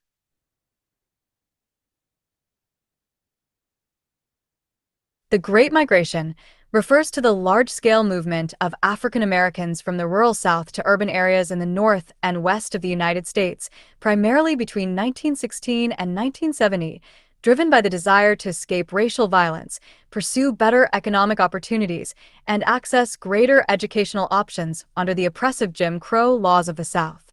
This migration significantly altered the demographics of major cities like Chicago, Detroit, New York, and Philadelphia. Okay. So The Great Migration, no, no, no, no, 1910 no, no, to no, no, no. 1970. Relax, relax. You're doing too much. You're doing too much. Statbot. Thank you. Okay. So what happened? Driven by the desire to escape racial violence. That's the South, Garvey. That's the South. Racial violence. Better economic opportunities, because ain't much going on over there, bro. A lot of agriculture and labor work.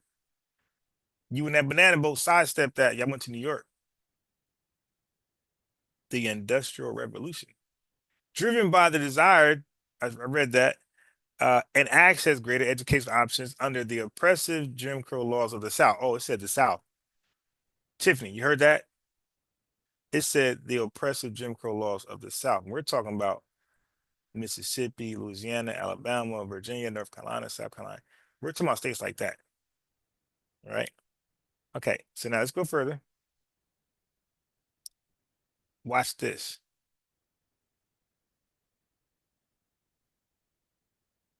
According to available data, an estimated 100,000 black migrants from the Caribbean, considered synonymous with West Indians, were living in the United States by 1930, with a significant portion arriving during the 1920s, primarily settling in areas like New York, South Florida, and Massachusetts.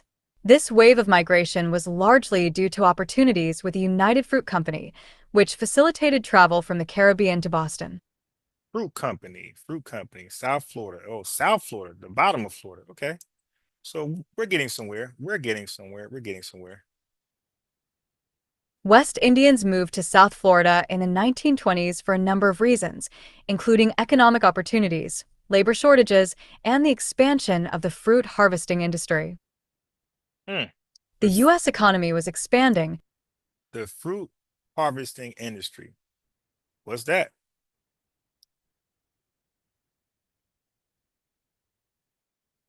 The fruit harvesting industry is a labor-intensive sector of agriculture that involves picking, packing, and transporting fruit. It's a vital part of the food economy, supplying fresh fruit to food processors and manufacturers. A labor intensive sector of agriculture. Hmm.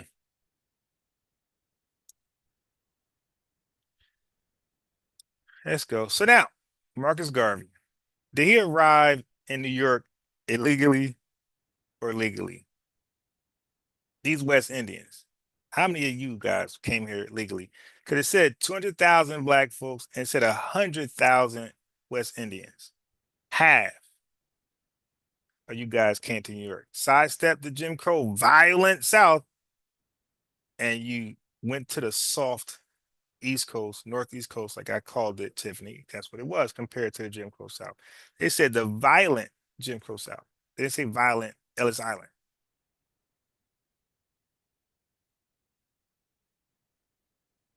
Yes, some West Indians did illegally arrive in America during the 1920s, often by stowing away on ships or jumping ship, particularly in major ports like Boston, as immigration laws became increasingly restrictive, especially with the Immigration Act of 1924, which limited quotas based on nationality, effectively making it harder for non-European immigrants to enter legally. Okay, so that's why I said I don't even believe Garvey came legally. They had restricted laws against themselves. When you just seen 1924, this they don't have black folks in their mind right now. Neither do they have Mexicans. They got Europeans in their mind. I don't even think Chinese folks were considered at this point. This was just Europeans. Like, yo, we are restricting Europeans from Europe from coming. They ain't even thinking about uh, West Indies or Africa. They're not even thinking about anybody dark. No Haitians, nobody like that.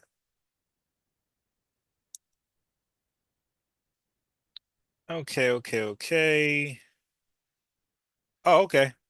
Now, let's go into the wealth gap. So I came across a video with an Indian woman going hard in the paint explaining the wealth gap.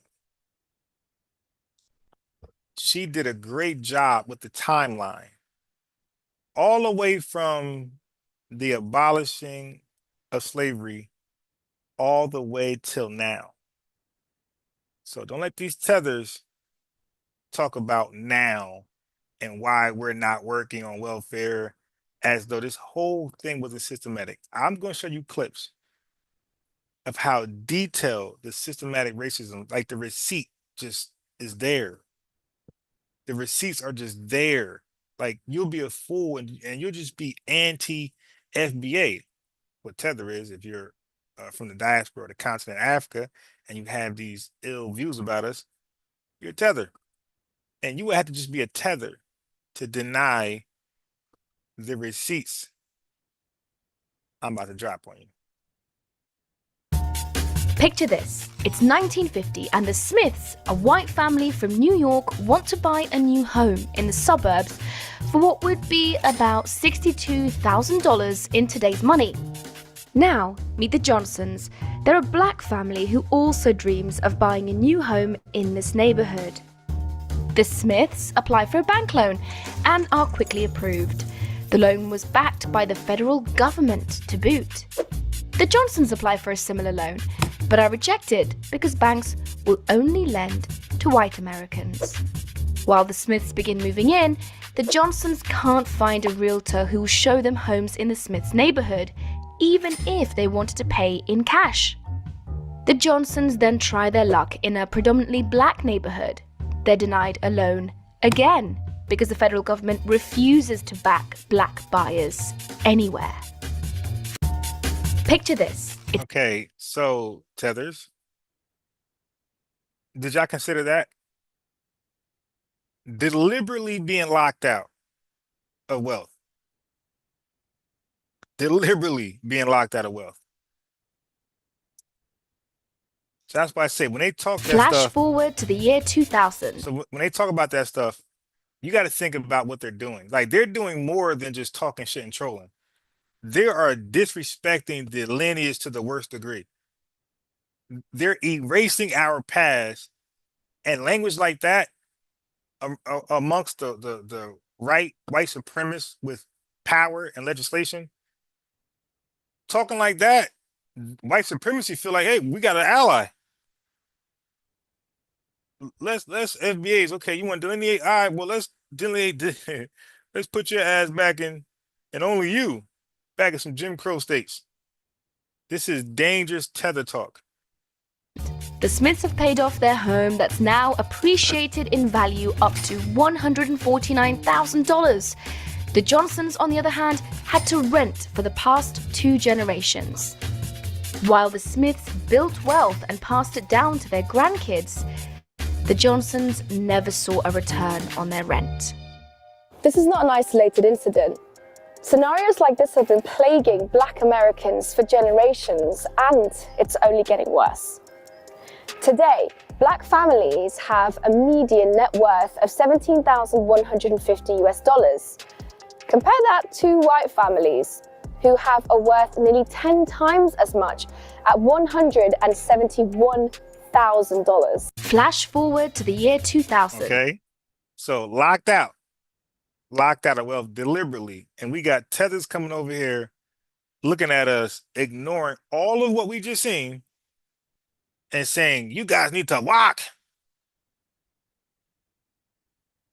Let's keep it going. On average, every additional dollar a white family earns grows to about $5.19 in wealth. Black families see a negative return of about 69 cents, which means they lose wealth over time. And the racial wealth gap is widening in the United States. On average, every additional dollar a white family earns grows to about $5.19 in wealth. Black families see a negative return of about 69 cents, which means they lose wealth over time. And the racial wealth gap is widening in the United States. On average. Good point, MC Fact. It's not a migration for us. Like, this is our country. Like, we have access to these are called the United States. So that's like one person from Europe going from one city to the next city, or this state to that state. That's not migrating. That's moving from New York City or to California. That's from moving from Atlanta to Texas. That's not migration. All of this you can do as a U.S. citizen. All right. You're still in your homeland. So, that's slick little language. All right. So now, let's go. Secure banking and low-cost credit are 2 of the most basic means of building wealth. Here's how that works. Banks take in deposits. They keep that money safe and accessible to their depositors. Then they loan that money out and charge interest on it, therefore making a profit. People can make money by depositing money into a bank, getting a loan from the bank, using that loan to build equity through buying property or starting a business, and then building their wealth from those endeavors. But Black Americans have been denied fair access to banking to build wealth. Secure banking and So we've been denied deliberately, exclusively from building wealth. All right, let's go. Near the end of the American Civil War, President Abraham Lincoln agreed to establish a settlement that would include 40 acres of land and a mule for each newly emancipated family. After Lincoln's assassination, President Andrew Johnson thought formerly enslaved people should work to buy their own land instead. Remember that thing about needing some wealth in order for it to grow? Well, President Johnson took all that away, denying them the capital they needed to start building wealth. So instead of 40 acres and a mule, the Freedmen's Savings Bank was established. Here's why that was a problem. A bank must secure deposits and offer loans to the depositor in order to build wealth, and the Freedmen's Bank was explicitly not a lending bank. It was made to hold people's deposits and not multiply it through the yields of a loan. Near the end of the American Civil War, President Abraham Lincoln agreed. Okay, so again, every time we get some wealth to level up, the wealth gets stripped from us. So we were deprived of wealth during chattel slavery. So we generated massive wealth for this country and we didn't reap any of it. So Abraham Lincoln, in a attempt to reconcile a little bit of that, say, all right, let's start them off with some wealth. The wealth they generated as we enslaved them ain't comparable to what I'm about to give them, but it's a start. So he gave us some wealth.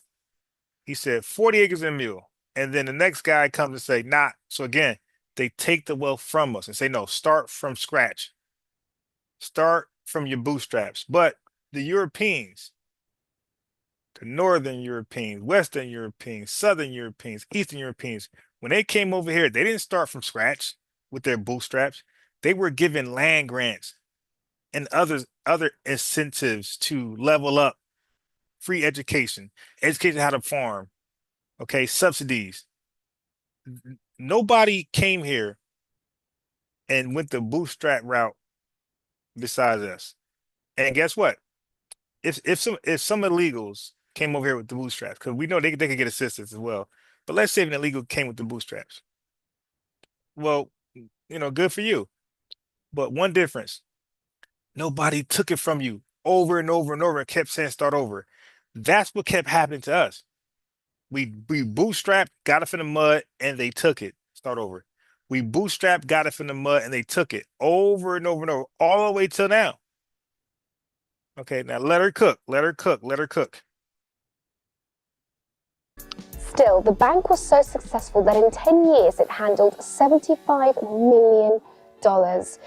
That's 1.5 billion in today's money. That much money proved too tempting for its white finance chairman, who secretly invested deposits in high-risk enterprises. He's taking. The bank had been heavily advertised to be a low-risk savings bank, not an investment bank. This lie was the newest example of black capital being used to benefit white people. Undermining. The risky loans eventually failed, and in 1874, the Freedmen's Bank closed its doors, wiping out $3 million of hard-earned black savings with it. W.E.B. Du Bois said at the time that another decade of slavery wouldn't have damaged black wealth as much as the Freedmen's Bank collapse did. Okay, you see that? So again, we got it from the mud, and here go the white man undermining and saying, start over, Negro. Start over, FBA. This is not your history, Tethers. This has never happened to you. You've been left alone to do what you want to do. And you guys, what you end up doing? Creating corrupt governments, mutilating women's clitoris, child PDF institutions. Jamaica, 89%, second highest in the world brain drain. Jamaicans, 60% saying, yo, we'd rather be under Zaddy. We don't want independence. Jamaica, under Zaddy, lowest murder rate in the world.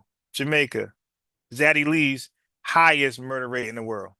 Jamaica is literally the world's Chicago. Jamaica is the world's Chicago. Okay.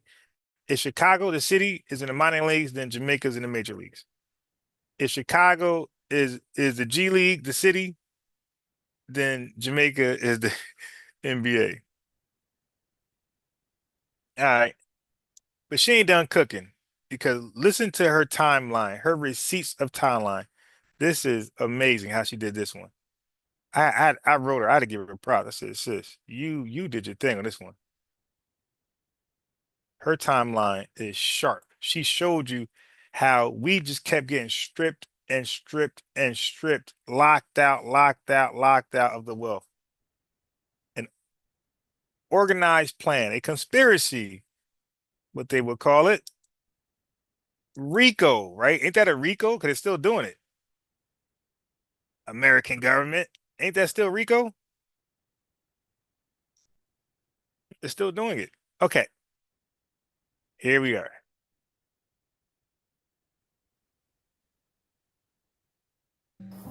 For decades after the disaster, Homestead Act, African right. Americans Homestead Act. distrusted the banking system.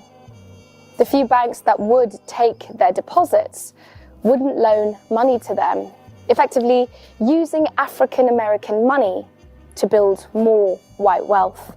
So, whilst white people bought homes and started businesses and watched their wealth grow, black people's capital was once again exploited and lay stagnant. But then, at the turn of the century, black Americans decided to build their own wealth. And this time, do it on their own terms by establishing black banks. Out the mud again. From 1900 to 1930, about 130 black-owned banks were formed. Black Wall But these Street. banks could only succeed as much as segregation allowed them to. Black depositors generally had lower balances and withdrew money more frequently than their white counterparts. For decades after the disaster, Finish cooking. African Americans This meant that black banks had less capital on hand, which made it She harder out here cooking better than Kyra. to lend.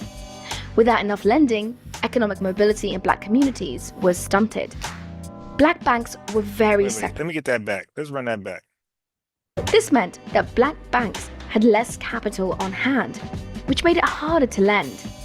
Without enough lending, economic mobility in black communities was stunted. Black banks were very separate, very unequal, and most didn't survive the Great Depression. Through the rest of the century, one of the most common ways Americans held and grew wealth was by owning property. As a result, it's no surprise homeowners' median net worth is now 80 times bigger than renters. Hefty government subsidies have played a huge part in creating a once strong middle class, but black Americans have largely been left out. This meant that black banks had less. Okay, so you can see it's all about lending. So the first Freedmen Bureau Bank back in the 1800s, right, late 1800s, it was a savings bank. It wouldn't lend, right? So now lending is where it's at, is what we're learning.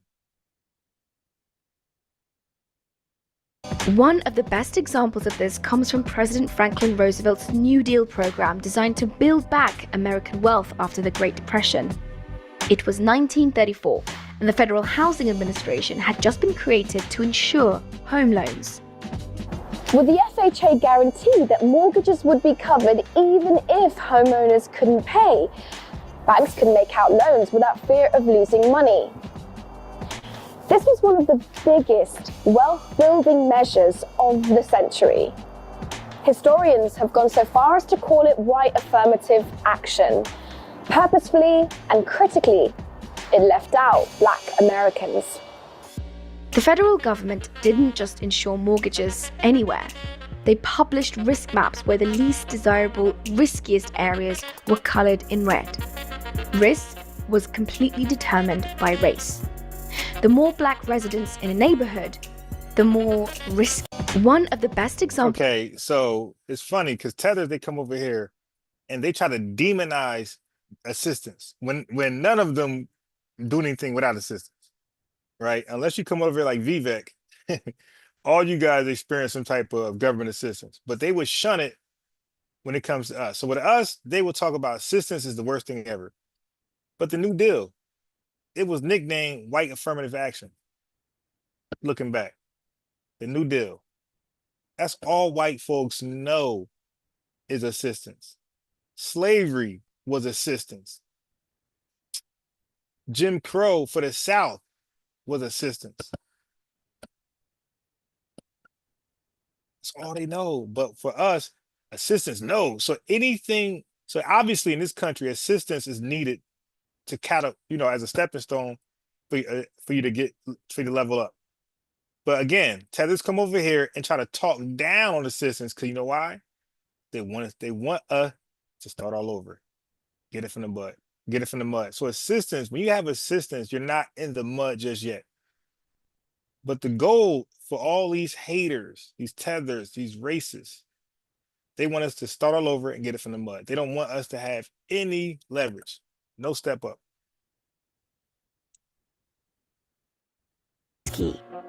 This practice, called redlining, meant that residents of mostly black neighborhoods were denied housing loans and therefore the opportunity to buy property.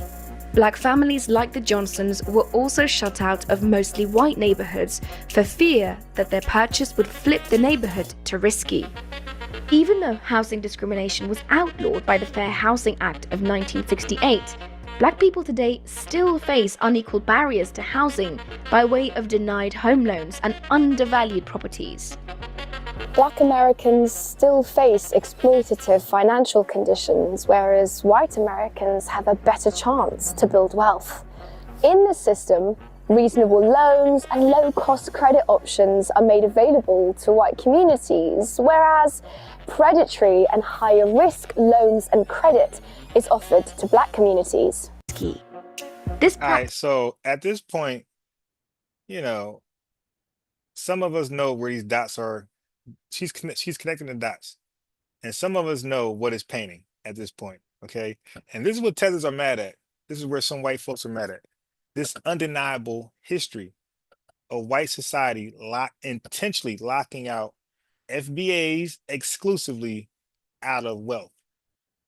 Okay, sabotaging, taking it outright, discriminating, all these efforts to keep us broke, to keep us without owning something.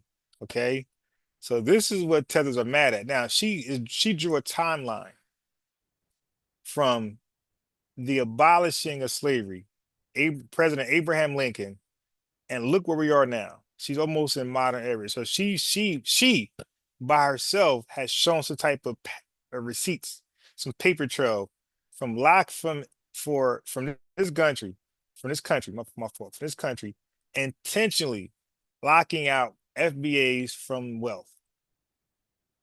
So you think this is supposed to just go underneath the rug and we just keep it moving, start from the mud today?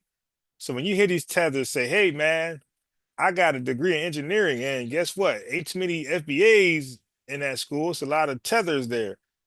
Or my mom had to work double as hard as you. Okay. Just know that they are purposely, some don't know, some are purposely ignoring this history. But don't worry, because at some point, the check will be cut. My lifetime, my son's lifetime, his son. But guess what? I want you guys to be here. Tethers, so we can oh, that's gonna be the biggest flex ever. Y'all sitting here thirsty as hell and we just flexing on you. That's gonna be the biggest flex when those checks are cut and you over there looking from the ruts. Take the subprime mortgage loans of the 1990s. Subprime loans were intended for borrowers who had less than prime credit assets or income. These loans had high interest rates that got very expensive very fast. They were also discriminately being sold to black borrowers, even though many qualified for prime loans. Between 1993 and 1998, high-cost subprime loans were 5 times more likely in black neighborhoods than white ones. And when the housing market crashed in 2008, black Americans lost more than half of their wealth. Sound familiar? A home in a mostly black neighborhood is still undervalued by $48,000 on average compared to an almost identical home in a mostly white neighborhood. That's $156 billion in lost equity across all black-owned homes in the US. 156 billion lost equity. That's supposed to be in our black pockets, our FBA pockets. Gone. $156 billion is gone because of white supremacists and white supremacy, the institution of white supremacy in this country, we're out of $156 billion just off the discrimination, the housing discrimination. Just off the housing discrimination, we are approximately estimately down $156 billion. And you guys are talking trash. All right. Y'all better hope like hell these checks are not cut in my lifetime. Shit. Stunting like my, how that song go by stunting like my daddy. Shoot, man. I mess around and get a Jamaican tattoo in the back of my head to troll y'all. When it comes to banking, expensive penalties for having low balances or withdrawing frequently means that nearly half of the black population is unbanked or underbanked, leaving them prime targets for check cashers and payday lenders. As it turns out, it's really expensive being poor. Exploitation of black capital, breaching contracts, redlining, Jim Crow laws have undoubtedly created a racial wealth gap. Jim Crow. But these tactics have done much worse than impact black wallets. When it comes to banking, expensive penalties. Okay. So that's what Jim Crow laws were doing. All right. All this white supremacy was designed to handicap us forever to this day. Deontay Wilder. Hold on. Almost done.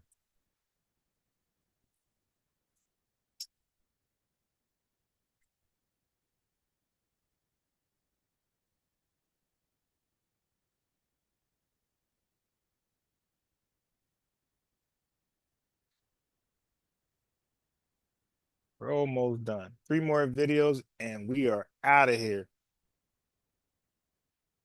So what I'm gonna do is I'm gonna upload this. I'm gonna go live and re-air this on my other channel. So subscribe to my other channel. I put it in the chat. It's in the chat. Subscribe to that channel. I'm going to re-air this right away on that channel. If you can, come there, watch it all over. This is good information. You're not going to remember all this. It's a lot to unpack. So watch all over. What I'm going to do, I'm watching all over again with you. Come there, support, interact in the chat, let family know who you are, you know, because we got a serious threat from all sides. We are literally by ourselves right now. And that's dangerous. Of poverty and violence emerges when you look at the history of the places where recent police killings and uprisings have happened. The Minneapolis neighborhood where George Floyd was killed. The Staten Island neighborhood where Eric Garner was killed. The Baltimore neighborhood where Freddie Gray was killed. All these areas were once deemed hazardous and redlined in risk assessment maps. The federal government intended to keep these redlined neighborhoods poor and heavily policed, widening the wealth gap even further. So where do we go from here? Let's start by thinking about equality under the law as a legal contract. And then let's acknowledge that that contract has been breached. When contracts are breached, settlements need to be made. A pattern of... When contracts are breached, settlements must be made. So you see where we're going with this. Oh, this is a Tethers nightmare right here. Academics, activists, and even some politicians agree and are calling for reparation. Beginning in 1989, Democrats started introducing bills to study reparations, which would include a formal apology from the government and compensation to descendants. Oh, yeah. Reparations are not unheard of to Americans. Descendants of whom? Descendants of slavery. Compensation to descendants. Reparations are not unheard of to Americans, and they can come in many forms. In 1988, the government paid $20,000 to every living survivor of the Japanese internment camps, and Native Americans have seen reparations, albeit to a much lesser extent as well.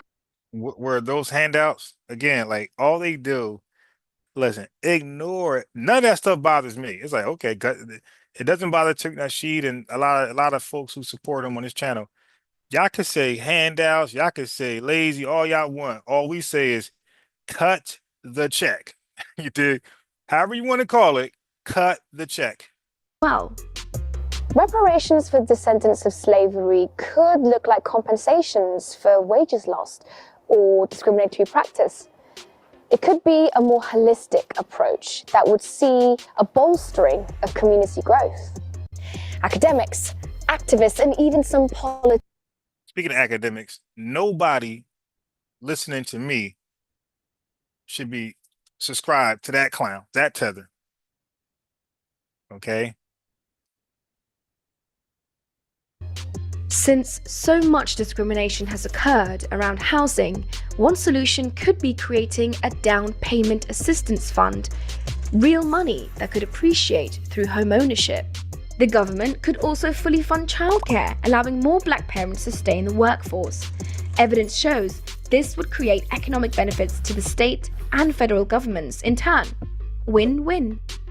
Wiping out student loan debts and cash bail systems, or creating business grants for startups, these could all be forms of reparations.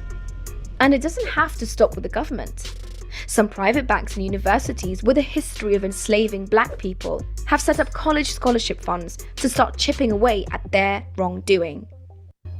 Since so much discrimination has occurred around housing, one solution could be creating a down payment assistance fund.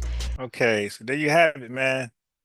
Even, East Indians know what's due to us, but Tethers somehow act like, and white supremacists act like, we don't understand, don't care, you don't need to understand. Get out the way. Or stay in the way, doesn't matter. Cut the check. So keep going to Ellis Island.